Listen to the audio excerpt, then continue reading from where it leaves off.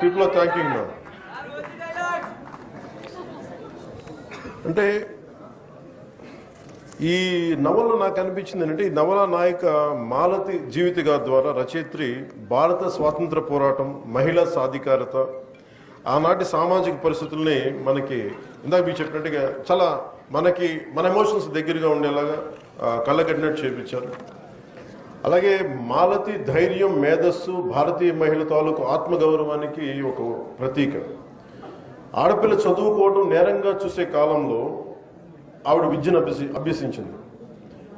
So ఇలాంటి న్యాయశాస్త్రం పట్టా పొంది తన జీవిత భాగస్వామి తనే ఎంచుకుంది. మాలతి కేవలం కథానాయిక మాత్రమే కాదు, మన ఆధునిక భారతీయ మహిళా శక్తికి ప్రతీక. ఈ నవల చరిత్ర, రాజకీయాలు, భావోద్వేగాలను కలిపి చాలా అద్భుతంగా నడిపిస్తుంది. స్వాతంత్ర పోరాటం నుంచి స్వాతంత్రానంతరం వరకు సాగిన ఈ దేశ ప్రయాణాన్ని మన ముందుంచుతుంది. ఇలాంటి నవలని రాయడం చాలా కష్టం. అండ్ దీంట్లో మీకు జిడ్డు కృష్ణమూర్తి గారి క్యారెక్టర్స్ వస్తాయి. అంటే ఇవన్నీ అది మనకు చాలాసార్లు మన హిస్టారికల్ క్యారెక్టర్స్ని రీవిజిట్ చేస్తే ఎలా ఉంటుంది అనుకొస్తాం. మనం వెళ్ళి ఈ వ్యక్తిని, గాంధీ గారిని మనం వెళ్ళి మన దగ్గర ఉన్న మనకు తెలిసిన క్యారెక్టర్ ఒకటి కలిస్తే ఎలా ఉంటుంది, ఇలాంటివన్నీ అవన్నీ కూడా చాలా ఎక్స్ట్రీమ్లీ ఒక క్రియేటివ్ ఎబిలిటీస్ తోటి ఆవిడ దీన్ని జోడించిన విధానం చాలా చాలా చాలా చాలా అద్భుతంగా ఉంది. అలాగే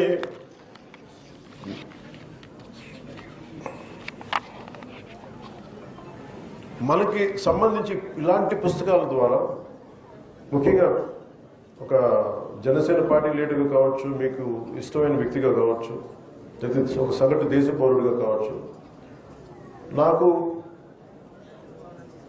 మహిళ నేను పూజించేది దుర్గాదేవి. అలాంటి దుర్గాదేవి తాలూకు శక్తిగా నేను ప్రతి ఒక్క మహిళని చూస్తాను. అంటే ధైర్యాన్ని నింపుతుంది. అంటే లలితా త్రిపుర సుందరి ఎలా ఉంటుందంటే, పురుష దేవతలు కూడా భాండాసురుణ్ణి ఎవరు చంపలేకపోతున్నాము అంటే అందరూ కూడా త్రిమూర్తులు కూడా, పరమేశ్వరుడు కూడా ఒకరిలో రక్షించగలరు. అది లలితా త్రిపుర సుందరి.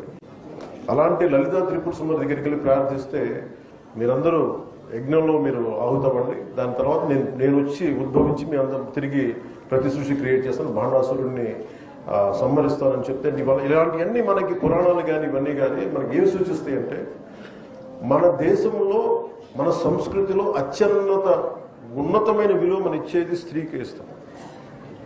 ఇది ధైర్యం పోతే కూడా మనకి తల్లి దగ్గర నుంచి వెతుక్కుంటాం.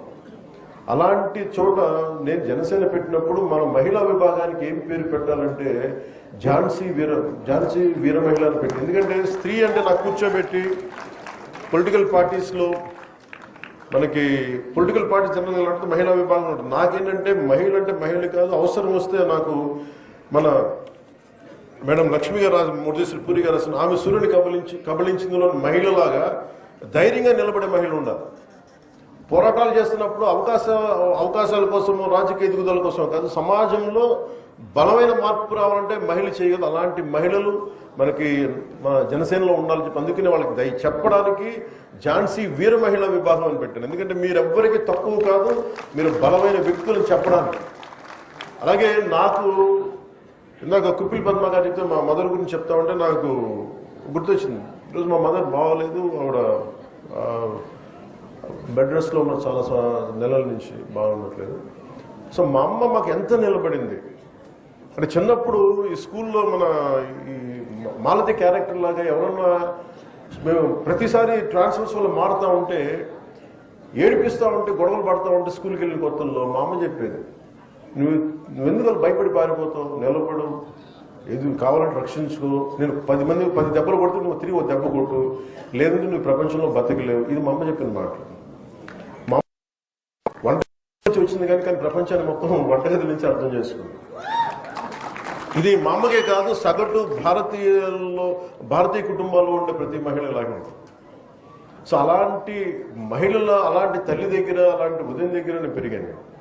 సో అందుకని నేను సంపూర్ణమైన విశ్వాసంతో, సంపూర్ణమైన నాకు మహిళ 33% రిజర్వేషన్ మన ప్రధానమంత్రి గారి నేతృత్వంలోని ఎన్డీఏ ప్రభుత్వం ఈరోజు మనకి తీసుకొచ్చింది. త్వరలో అది ఏదో రాబోయే సంవత్సరాలు అది అమలు అవుతుంది. ఈ లోపల మనకు కావాల్సింది, మీరు నిజంగా ట్రూ ఉమెన్ ఎంపవర్మెంట్ అంటే మనం కూర్చోబెట్టి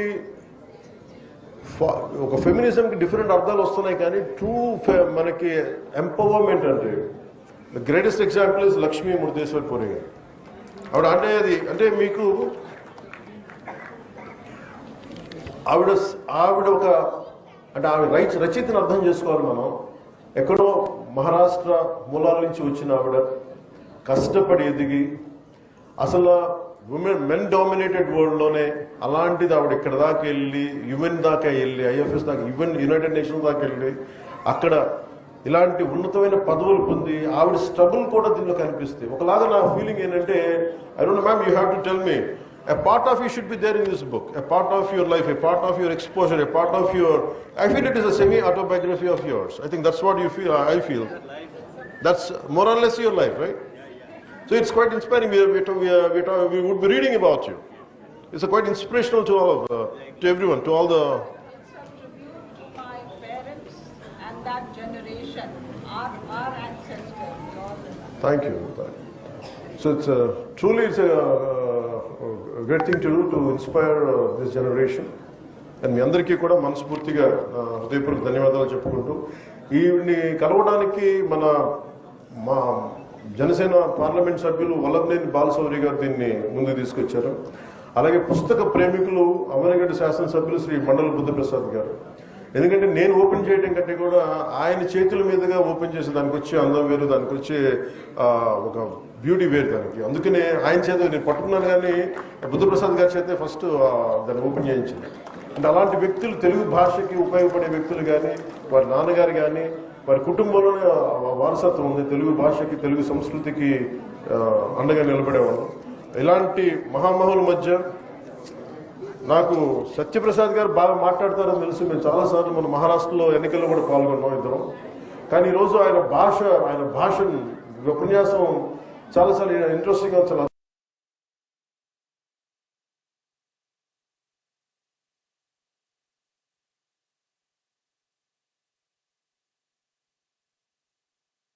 ఈరోజు నాకు అవకాశం ఇందాక మీరు ఐ లవ్ యూ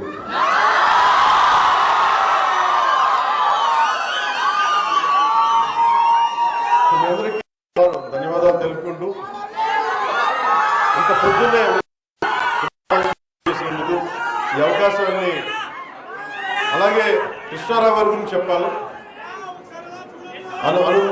కవి, సీనియర్ జర్నలిస్టు అప్పారసు కృష్ణారావు గారి గురించి ఒక గొప్ప పుస్తకం రాయొచ్చు, కానీ దానిని తెలుగులో అదే స్థాయిలో అనువదించాలంటే చాలా చాలా కెపాసిటీ కావాలి, అంటే చాలా దగ్గరగా తీయాలి. సో వారికి నా ప్రత్యేక ధన్యవాదాలు తెలుపుకుంటూ, మీ అందరికీ పేరు పేరున మీ అందరికీ ధన్యవాదాలు.